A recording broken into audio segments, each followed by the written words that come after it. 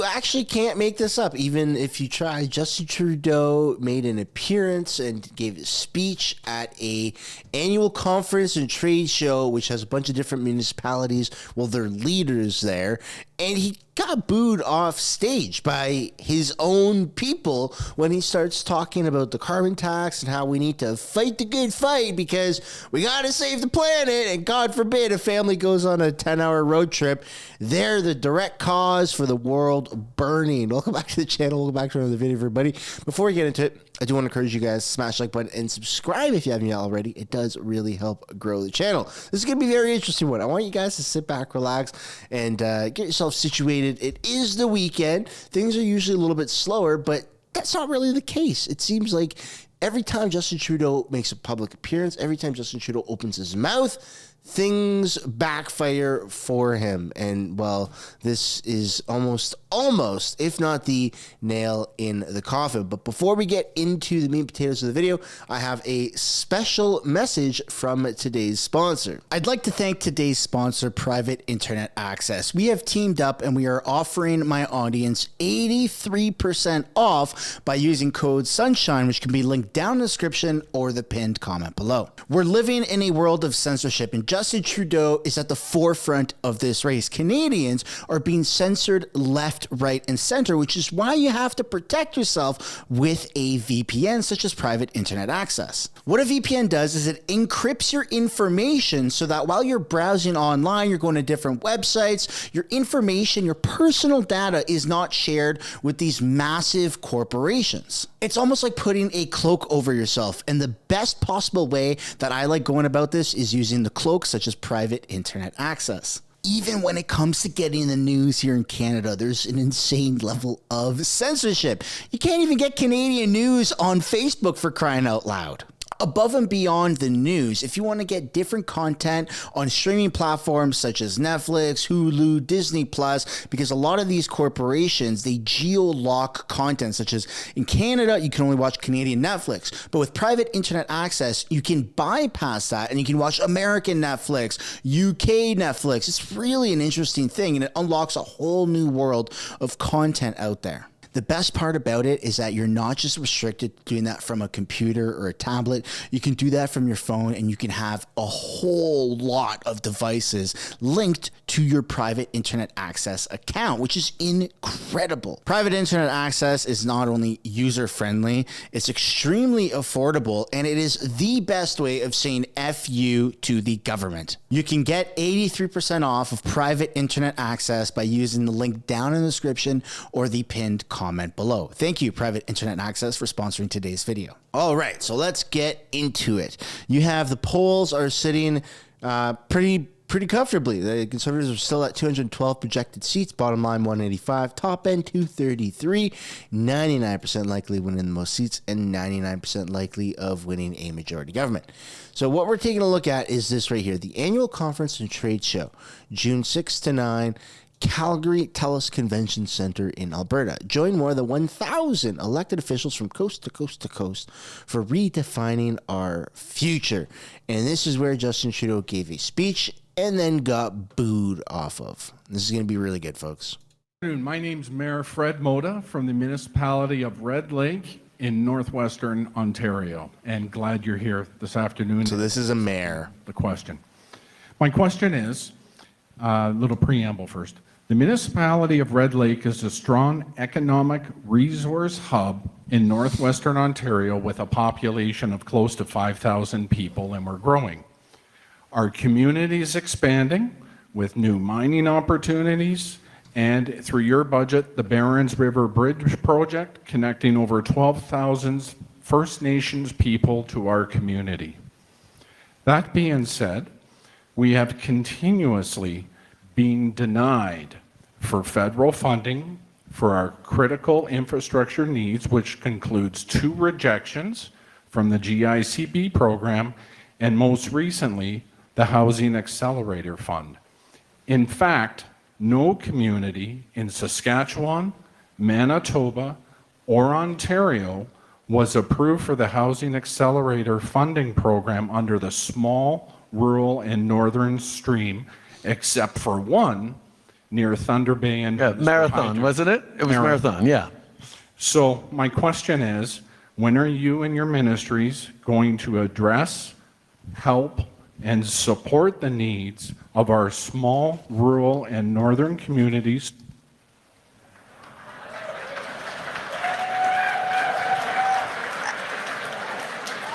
Excellent question.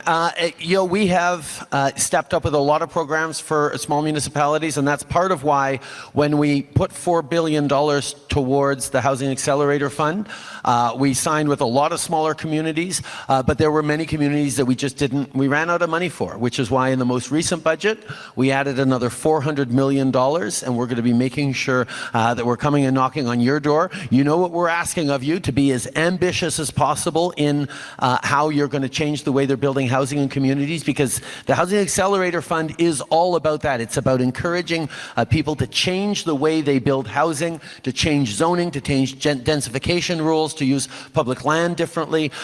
This is the pressure that we're putting on the entire system across the country. And if you're showing up with ambition, we'll show up with money to sign a deal. Thank you very much. Thank you very much. Number 2. Hello. The question is, for the last 10 years, you've added over $1 trillion in debt to our national economy. That comes along with a price tag of approximately $32.3 billion in debt servicing costs per year, which if we divided that money between every municipality in Canada, every single municipality, small and large, would have an additional $9 million. And since we all know that the budget will not balance itself, when are you going to balance the budget?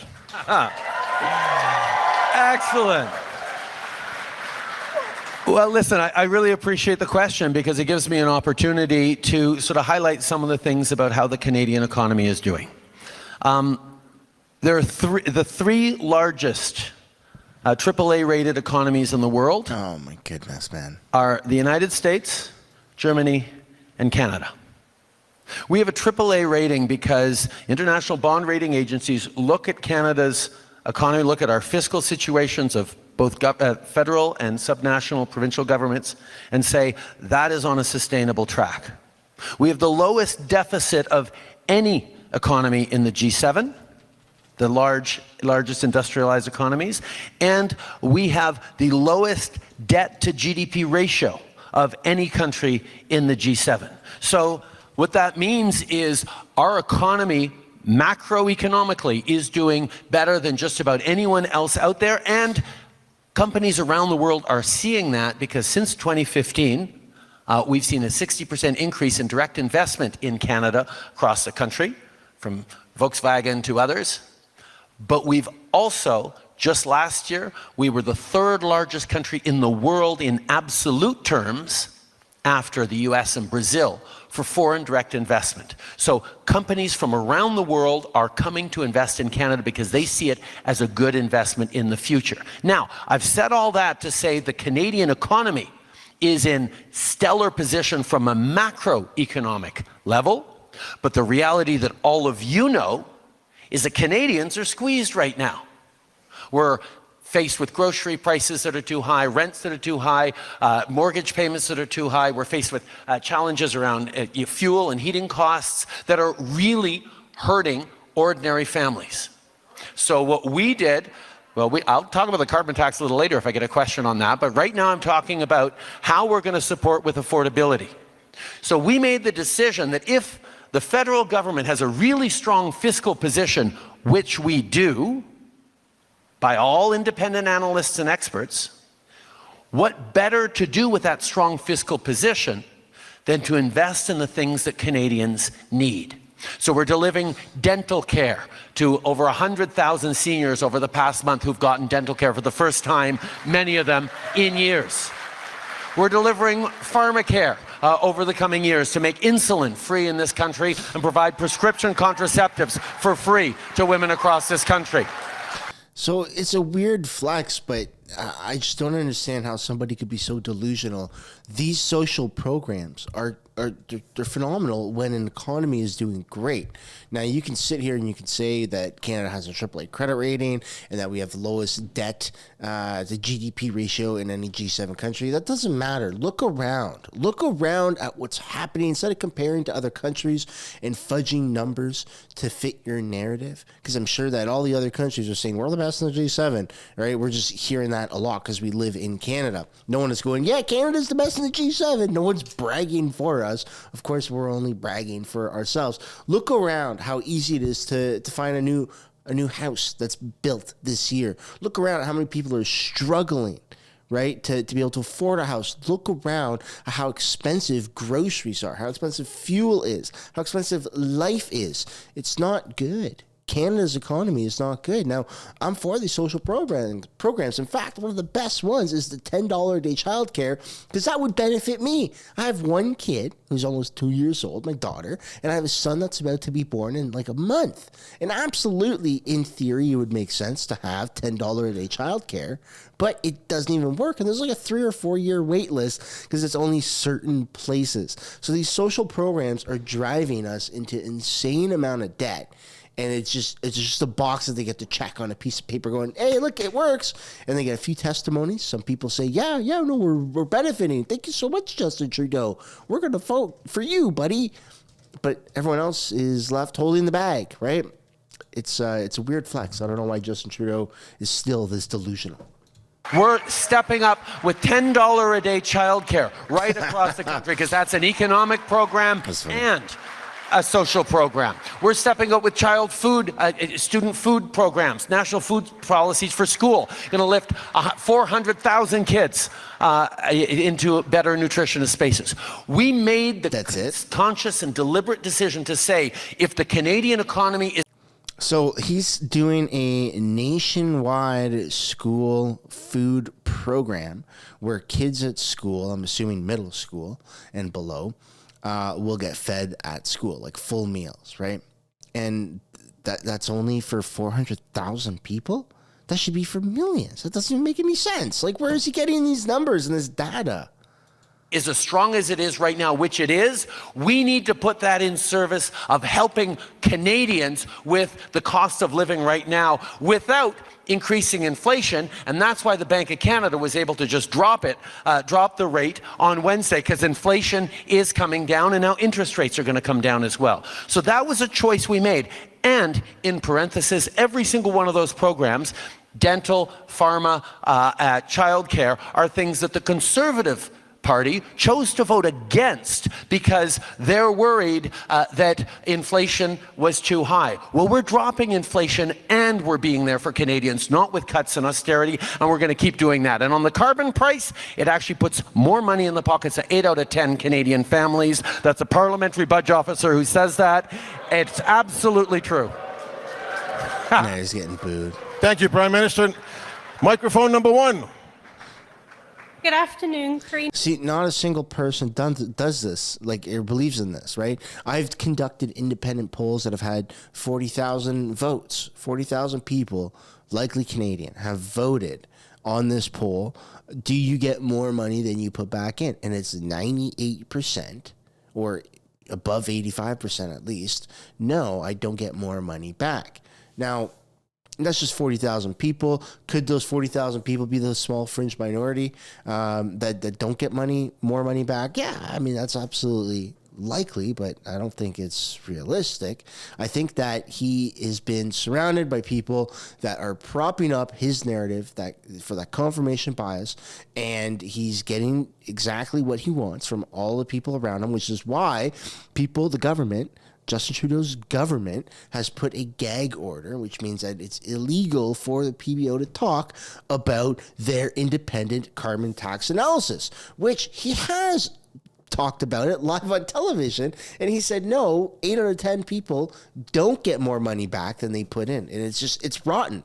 It's absolutely rotten what Justin Trudeau is doing. Let me know down below in the comments if you get more money back than what you put in, because most Canadians don't actually agree with that. So I don't know where these 8 out of 10 people are, if they're dead, if they're made up, if they're ghost people to make it make it look good for their numbers. Not a single person, not professionals, not the mainstream media, not your everyday Canadians, not, mayors that are here to give Justin Trudeau softball questions and vote for him in liberal ridings. No one actually believes it. I'm so blown away that they've been huffing their own farts for this long.